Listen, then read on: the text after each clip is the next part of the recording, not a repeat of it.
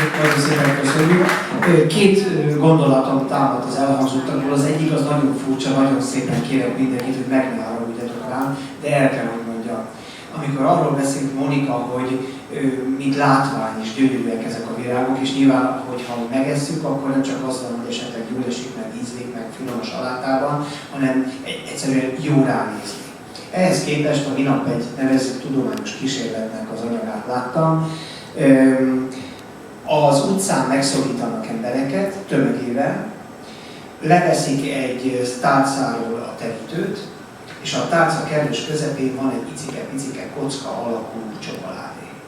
Az illető felveszi, bekapja, megeszi, és elmondja a véleményét, csodálatos.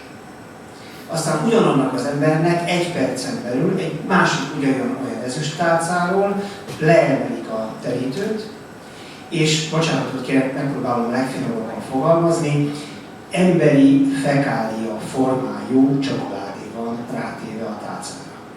És 100 emberből 100 gusztustalannak tartja, nem hajlandó megkóstolni, elfordul, elmenekül, mondom, ugyanaz a csokoládé van a tálcán, hogy milyen az emberi agy, hogy már önmagában véve a látvány jelentősége, nem csak a szépség a virágok oldalában, hanem negatív oldalról is milyen mértékben befolyásol bennünket. A másik az, most megharagszol rám Erdő, a funkcionális élelmiszerekkel kapcsolatosan az egyik legkonkrétabb tapasztalatom az volt, még annól a bíróságon dolgozva megállapította a szegedi bíróság vezetése, hogy a magánvádas ügyekben, ez olyankor, amikor leanyázzák egymást, rágalmazás, becsületsértés, mindig van békéltető tárgyalás, és hogy a békéltető fiatal bírók, illetve bírósági titkárok 5-en vannak, 5 közül 4-en, 10-ből általában 1-3-at tudnak kibékíteni. Van egy valaki, az én későbbi soron, Szőlősi Zoli, aki 10-ből 8-at, 9-et ki tud békíteni. És ez csoda. Tehát ilyen még nem volt, gyanús, baj lehet mögötte, behívatták és elindult ellene egy eljárás. A Szőlősi Zoli az eljárás alkalmával elmondta, hogy hogyan békíti meg az egymást leanyázó embereket 10-ből 7-et, 8-at, 9-et. Megkérdezi az megérkezés után, haragszanak még egymásra? Igen, haragszunk. Tudják-e, hogy a bíróság előtt balra van egy sörös? Mondják, hogy tudják. Akkor az én kontomra egy-egy korsósört meginnának, és utána kezdődik a békéltető tárgyalás. 10-ből 8-9-en kibékültek, csak azért, mert megittak egy funkcionális élelmiszer. Nos, egyébként mi is tartjuk magunkat az ígéretünkhöz. A őrült ötletek napján a nyerteseknek egy sörözéssel egybekötött szaktanácsadást ígértünk, ezt ma este el is kezdjük majd. Lehetőséget adunk arra, Szabolcs, ha van kérdésed, már is mondhatod, hogy a tisztelt jelenlévők is, a mikrofont kérem, hogy segítsetek majd átadni, ha van kérdés, megjegyzés a témákhoz, a két előadóhoz szeretnek el. Én addig az első kérdezőként, amíg majd mikrofon mindenki a nézők is fölkérdeni. A kérdést én Monikához intézném azt, hogy minap olvastam egy innovációval foglalkozó blogon, valahogy így megfogalmaz angolul, magyarra fordítom, hogy vajon mivel kísérletezett az ember akkor, amikor rájött arra, hogy a tehén tenyható. Ez merül föl bennem, hogy vajon amikor rájön arra valaki, hogy bizonyos virágok eltűnnek, nyilván mögött az egyik, ahogy említette is a szekunder kutatás, tehát korábbi írományoknak az összegyűjtése, de van ebben olyan tényleges primer kísérletezés, hogy az ember csak úgy fog és megkóstolgat bizonyos növényeket lesz, ami lesz, hogy működik ez a gyakorlatban? Hát én minden virágot meg szoktam kóstolni. Tehát ezt már tudják rólam, hogy én elmegyek bárki ezek a kertjében, nem csak megnézem, hanem meg is kóstolom, meg szoktam kérdezni, hogy megkóstolgatom-e a virágot, mindig mondják, hogy persze, mert valószínűleg azt hiszik, hogy nem vagyok teljesen normális, és egyébként nagyon érdekes tapasztalatokat lehet így szerezni, hogy nem is egyforma ízűek, tehát például a rózsáknál olyan hihetetlen ízkülönbségek vannak, hogy ezeket érdemes így kipróbálni, de minden más virágot is érdemes megpróbálni. És esett el már gyomormosáson át? Tehát, hogy volt-e olyan, bocsánat, nyilván maráskodom, de hogy kifejezetten kiderült volna, hogy nem csak ilyen jó, hanem esetleg gondot is okoz. Hát ilyen még nem sikerült ilyen dolog. mérgező virágokat is szoktam egyébként megkóstolni, pontosan azért, mert ugye ez sokszor el szokott ilyenkor tavasszal hangzani a médiában, hogy az emberek mennek medvehagymást gyűjteni, és nehogy már összetéveszték a gyöngyvirággal, mert könnyen összetéveszthető. És ezzel engem is szoktak riogatni, és akkor mindig elmondom az embereknek, hogy tényleg össze lehet téveszteni minden növényt, aminek van zöld levele meg virága, tehát egymással össze lehet téveszteni őket, de a medvehagymát szerintem nem lehet a gyöngyvirággal több okból sem. De épp ezért én meg is kóstoltam a gyöngyvirágot, ami egyébként enyhén mérgező, de borzasztó keserű. Tehát, hogyha valaki mondjuk meg akar halni a gyöngyvirágtól, az szerintem egy borzalmas dolog lehet, mert egy ekkora nagy kupac iszonyú keserű virágot kellene megennie, tehát szerintem aki ezt megeszi, az meg is érdemli. Egyébként nekem már van 4 felnőtt gyerekem, meg 2 unokám is, és őket is mindig ezekkel meg szoktam etetni, és még mindegyik nagyon jó egészségnek örvend. És amúgy ez általánosságban igaz, hogy a mérgező növények többnyire rossz ízűek is, vagy pedig van, ami sajnos nagyon finom, csak az ember utána jön rá, hogy más problémát okoz? Hát én amiket kóstoltam mérgező virágokat, azok nem voltak jó ízűek. Azt például tudom, hogy a gombák ugye nem növények, de köztük például vannak mérges gombák, amik nagyon jó ízűek. Nekem van például egy nagyon kedves gombász ismerősöm, aki reggeltől estig éjjel-nappal gombászik, és ő mondta, hogy ő bizony megkóstolta a gyilkos galócát is, mert kíváncsi volt, hogy milyen ízű. És mondta, hogy nagyon-nagyon finom, de ő úgy ette, hogy készített egy pörkölt egy gyilkos galócából, egyet pedig hánytató galambgombából. És akkor megették a gyilkos galócát, utána a másikat, így megváltak az egész mérgező dologtól, mert ugye a gyilkos galócának, amiről az sokára szívódik volt, tehát azt kell 24 óra, de addig ezek váltak tőle. Előzés van egy kérdésem, nevezetesen az, hogy akárhány külföldi egyetemista, vagy fiatal végzős járt nálam, kivétel nélkül mindenki Nagy-Britanniából, Egyesült Államokból azt mondta, hogy ez egyik legfőbb érv, hogy Magyarországot választotta tanulási és munkahelyszínül, az a magyarországi élelmiszerekről alkotott pozitív kép. Hogy szerintem mit kéne tennünk nekünk ahhoz, hogy ezt széltében hosszában beszéljék, jó úton haladunk-e, hát ha van valamilyen praktikus ajánlatod, javaslatod, vagy van-e értelme profitálni mondjuk a magyarországi élelmiszernek, arról az általunk fontosnak tartott nagyszerűségéből, vagy csak mi tartjuk ilyen fantasztikusnak, a világban nem is vagyunk ennyire jó. Nagyon izgalmas kérdés. Azt gondolom, hogy de ennyire jók vagyunk a világban, hogy ennyire jók lehetünk a világban. 2 dolgot kell tennünk. Az első az, hogy meg kell akadályozni azt, hogy a leszakadás folytatódjon. Ehhez nyilvánvalóan nem csak az innovációra van szükség, hanem arra is van szükség, hogy megerősödjön ez a szektor. Nem véletlenül mentem ki a KKV-t, a kis középvállalkozásokat. Azt gondolom, hogy a zérus az esély. Miután az olajszurkítésnek az időszaka lezárult, tehát az eredet tőkefelhalmozást nem lehet már onnan kezdeni, ahol a 90-es években lehetett kezdeni. Mondom, klubestan, tehát olyat is mondok, amit egyébként nyilván a katedrán az ember nem szokott elmondani. Tehát arra semmi esély nincsen, hogy nagy vállalkozások a földből nőjenek ki. Arra viszont van esély, és egyébként Nyugat-Európában is ez a példa az élelmiszeriparban. Hozzáteszem, hogy jó példa, hogy kis és középvállalkozások megerősödnek, és mondjuk középvállalkozásként tömegével gyártanak termékeket.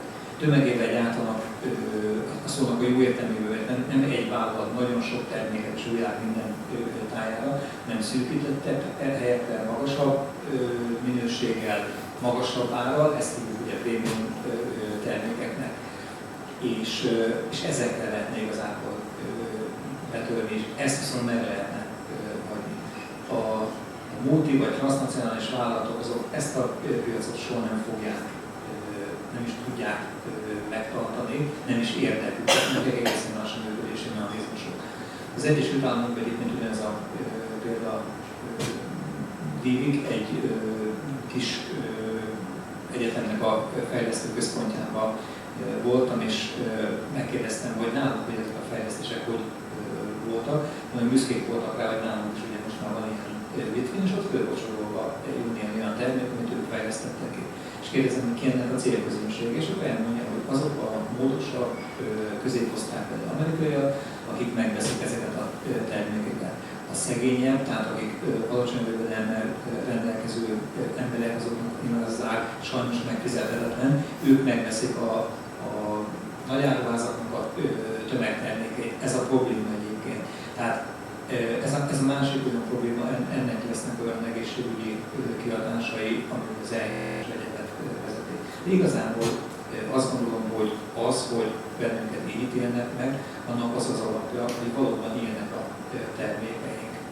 termékeink, és ezt meg kell tartani, ezt a színvonalat. Köszönöm szépen, bár láttam több ma is aktív olajszőkítő kicsit sértve érzi magát a megjegyzésekről, de akkor adjuk meg a lehetőséget arra, hogyha valakinek kérdése, megjegyzése van, úgy olyan, ami másokat is, tehát a nyilvánosságot is érdekelhet, parancsoljatok kezeket föl. Igen, parancsolj. 30 év. Nekem egy olyan gyakorlati kérdésem lenne Monikához, hogy említett ugye, hogy a virágos boltokban kapható virágot ne együk meg, nyilván olyan különböző vegyanyagokkal tartják őket frissen, hogy ez nekünk sem jó. Viszont valakinek nincs saját kertjében rózsa, vagy bármi, amit szeretne éppen fogyasztani, akkor honnan tudja beszerezni? Hát mondjuk elmegy a szomszéd kertjében és szedolni. De hát ez ugye megint egy érdekes kérdés Magyarországon, mert kifejezetten étkezési célra összesen egyetlen egy ember termeszt virágot az én tudomásom szerint Magyarországon, és ő is ugye ezt nagyon kis mennyiségben tudja termeszteni, ezzel ellát néhány ilyen luxus kategóriájú szállodát, meg ilyesmiket. A többit azt általában a Bécsi utolsó végéről szokták hozni, ahol elég borsos áron lehet kapni, mert ezek általában Izraelben, illetve Észak-Afrikában termelt virágok. Tehát itt van egy ilyen kis hézak, hogy tulajdonképpen csak olyan virágot tudunk jelen pillanatban megenni, főleg a rózsát, amit magunknak terveztünk meg, vagy szedjük egy olyan helyről, ahol tudjuk, hogy nem kezelték őket semmiféle olyan anyaggal. Ugye, amit ennek a rózsának a kapcsán is említettem, hogy a dísznövényeket, azokat manapság Magyarországon sajnos a rózsát és Észak-Afrikából hozzák be leginkább úgy, hogy ugye Hollandián keresztül érkezik ide, mint dísznövény Magyarországra. És nem csak úgy megenni nem szabad őket, de nemrégiben olvastam egy németországi tanulmányt, ahol megvizsgálták ezeket a virágokat, és ebből az derült ki, hogy ezekből olyan mennyiségben párolognak ki a különböző mindenféle vegyi anyagok, amik ugye kinyilasztják őket, megtartósítják őket, hogy még megszagolni is lenne őket szabad nem megenni. Tehát én csak azt tudom mondani ezen, hogy aki szeretne rózsát tenni, annak meg kell szereznie jó néhány darab szőregi rózsatövet, és akkor megtermesztenie magának valahol, de hát ez ugye azt kell, hogy előtte legyen ugye valami kis földterülete, valami olajszőkítésből vásárolt földterülete. Ott van kérdés, parancsolj.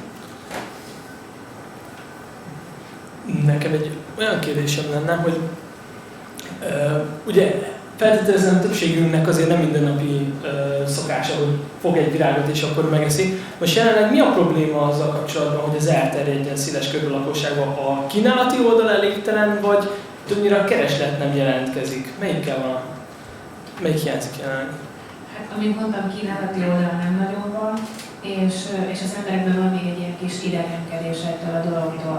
Annak ellenére, hogyha én egy ilyen előadás után elkezdek beszélgetni, meg ugye az előadás során is kiderül, hogy életében már mindenki elvirágolt, csak esetleg ugye ez nem tudatosul benne ez a dolog, és valószínűleg úgy nem is merül fel az emberekbe. Az ember inkább szeretne megenni szerintem egy lekváros palacsintát vagy egy pacalpörköltet, mint hogy arra álmodozna, hogy ő szeretne egy réti virágsalátát megenni. Tehát nem is biztos, hogy a virágok fogyasztása azért az a mindennapi étkezésünknek lenne a célja, hanem inkább ez egy kuriózum, amivel kiegészíthetjük az étkezésünket. Még egy gyors kérdés akkor ezzel kapcsolatban. Tegyük föl, hogy a hipermarketekben, kisboltokban ott lenne fönn sorakozva a kis tasakokban mondjuk a levendulának, vagy a többi virágnak mondjuk a ilyen fűszerszerű őrleménye. Ha ez fönt lenne, akkor nem lehet, hogy levennék az emberek, megkóstolnák és utána fogyasztanák úgy, mint bármi mást? Én azt gondolom, hogy biztosan, mert most is vannak olyanok, akik nagyon érdeklődnek ez iránt a dolog iránt. Ugye egyrészt van egy egy olyan réteg, akik kifejezetten ínyencek, tehát akik nagyon szívesen járnak ilyen dedikált tesztboltokba, különleges prémium kategóriájú élelmiszereket vásárolnak, és érdeklődnek ezek iránt a tendenciák után. Illetve aztán van egy másik réteg, akik meg kifejezetten az ilyen bioélelmiszerek, az ilyen természetes ételek iránt érdeklődnek, tehát ők is nagyon nyitottak ezekre a dolgokra. Úgyhogy én azt gondolom, hogy ha lennének ilyen élelmiszerek, akkor lenne ennek piaca.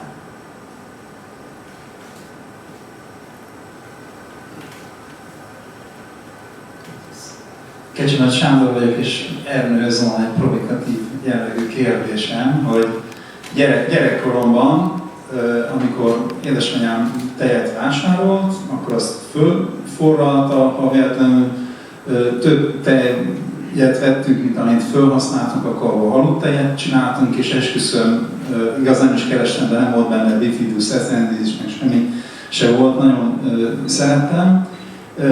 Most meg már UHT tejek vannak kint sorában, és akkor azt tudnánk mondani, hogy ez egy igazi élelmiszeripari innováció, hogy a tartósítás az most már ultramagas hőmérsékleten történik, hogy nem lehet, hogy az élelmiszeripari innováció, és ugye ez a provokatív kérdés, ilyen szempontból rossz irányba ment el, hogy a tartósítás miatt lesz egészen egyszerűen megváltozik az állaga, például a tejnek. Rövid válaszom, ugye? Csak ne a tejről beszéljünk, mert kedves kollégám itt van velem szemben, és nem szeretném a tejet bántani. Nem, tehát tényleg félretéve azt hiszem provokatív kérdés az olajszűkítéssel kapcsolatos lesz. Szóval az élelmiszeripari innováció, ahogy mondtam, van ennek egy szükséges része. A szükséges rész az, hogy a föld lakossága a 60-as évektől a 2000-es évekig megtöbbszöröződött. Ennek az óriási mennyiségű embertömegnek, szó szerint értelme a tömegnek az élelmiszerekkel való, alapvető élelmiszerekkel való ellátása, nyilvánvalóan azokon a modelleken nem működik, mint amiről mi beszélünk. Hát egész egyszerűen nem tud működni, mert a lakosságnak a felnőtt populáció, vagy gyermekpopulációnak a jelentős része nem falvakban, nem természetes élelmiszer előállító körzetben vagy környéken él, hanem nagyvárosokban. Ahol ugye még egy szőlegi rózsatövet sem tud mondjuk az ablakába kitenni, hogy ő valaki. Hát egészen más az innovációnak az a része, hogy föl kellett találni, és ezért is az előadásban az a második világháború utáni időszak, föl kellett találni azt, hogy lehet nagyon gyorsan, nagyon hatékonyan, nagyon nagy számú embert élelmiszerrel ellátni. Ez az innovációnak a mennyiségi része. Ezt nyilván ki kellett elégíteni ezt az igényt, hiszen az emberek ilyen haltak volna, vagy olyan jellegű problémát merültek volna föl, az úgynevezett minőségi érzéssel kapcsolatos.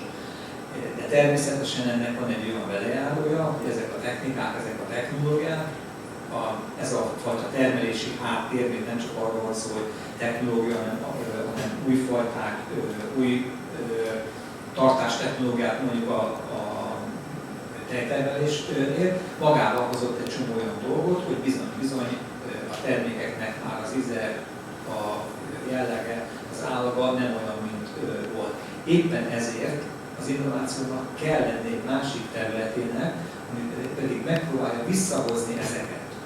Tehát nem a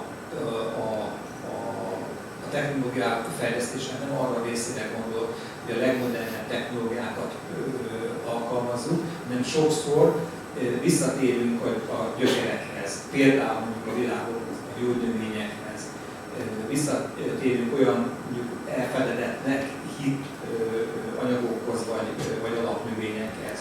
Tehát az innováció ma az élelmiszeriparban az minimum kettős. Az egyik az, amelyik a tömegtermelés mellett, és annak a fenntartását szolgálja, és az innovációnak egy másik része pedig az, ami viszont a minőségi fejlesztéseket szolgálja. Ez viszont kicsiben történik, vagy jellemzően kicsiben történik, és remélhetőleg, ha nem is mindenki számára, sajnos ezt tudomásról kell venni, egyre több ember számára egyfajta visszatérést jelent ahhoz a 50-es, 60-as, 70-es, vagy akármilyen éveknek az ízéhez, vagy legalábbis megpróbálni azt elérni. A hölgy jelentkezett, kérem adjátok át a mikrofont. Addig két jó példát a kérdésed kapcsán hadd említsek.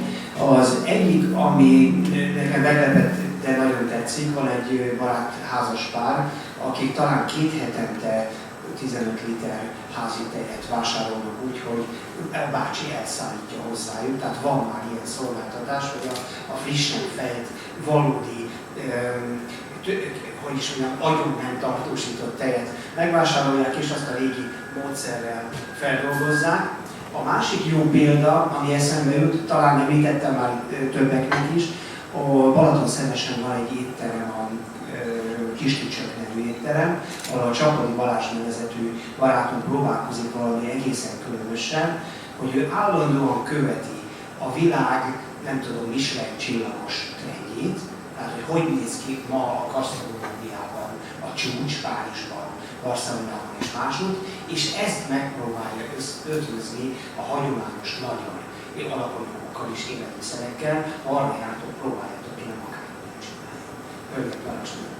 Köszönöm. Az én kérdésem az lenne, hogy itt Szegeden ugye kifejlesztettek olyan ékhárút, ami cukorbetegeknek nagyon jó, mert hogy a glikémiás indexe alacsony, és a vércukorszintet segít rendben tartani ugye a használt inzulin vagy gyógyszer mellett.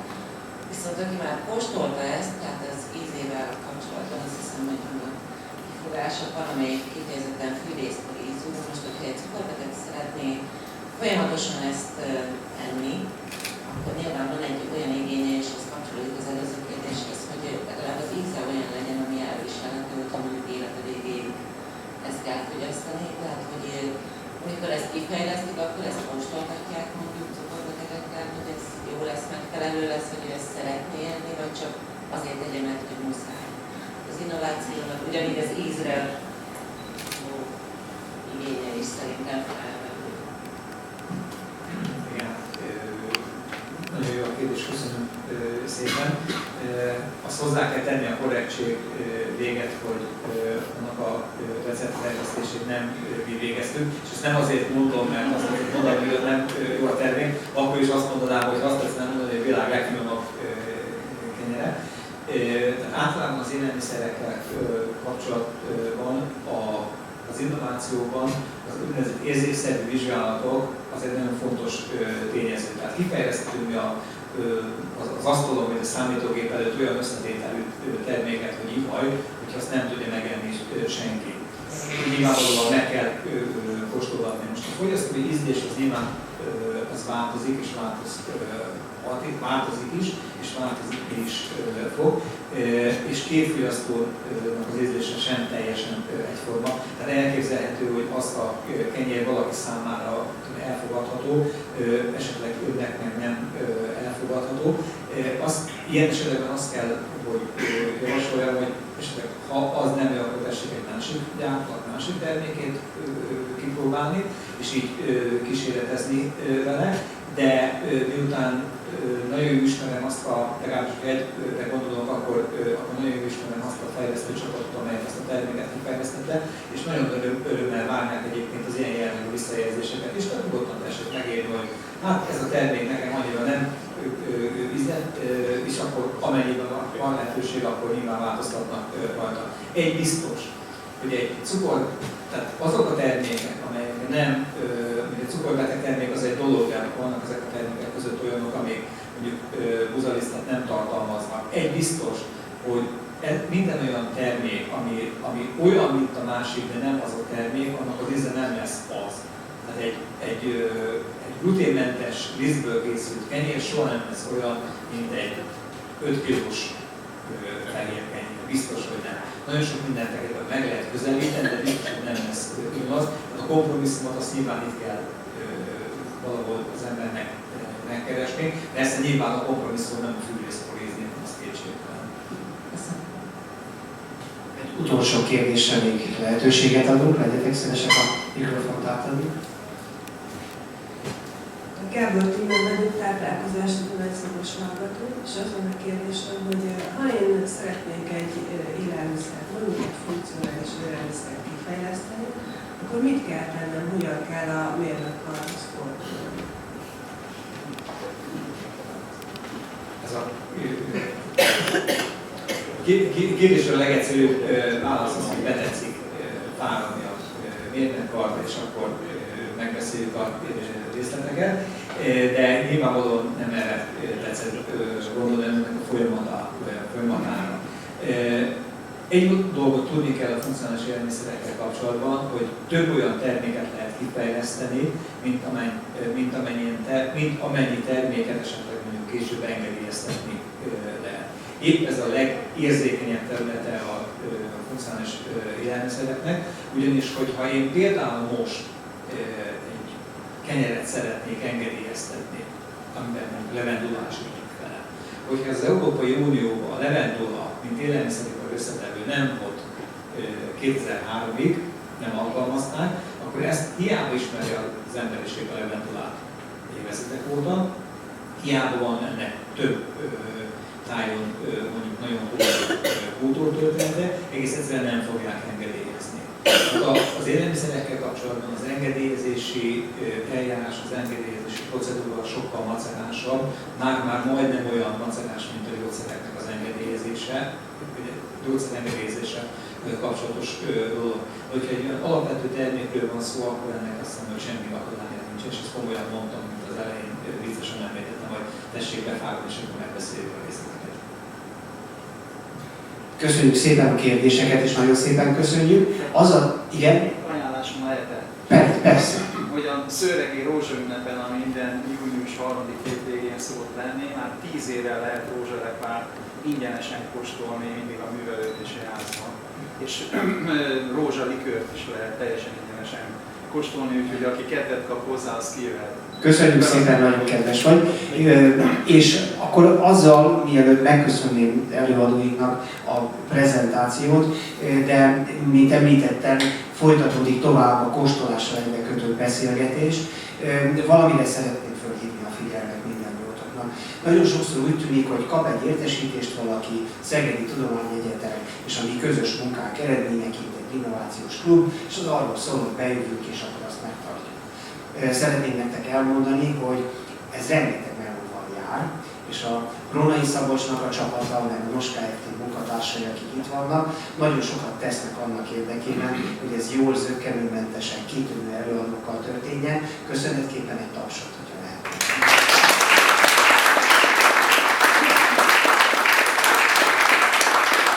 Köszönöm szépen, és a két előadónak is nagyon-nagyon szépen köszönöm az előadást, és természetesen a beszélgetést folytassátok, még átadom Szabolcsnak búcsúszóra. Köszönöm szépen. Én tulajdonképpen csak invitálni szeretnék minden jelenlévőt, és röviden bemutatnám, hogy hátul mit láthatnak, illetve mit kóstolhatnak.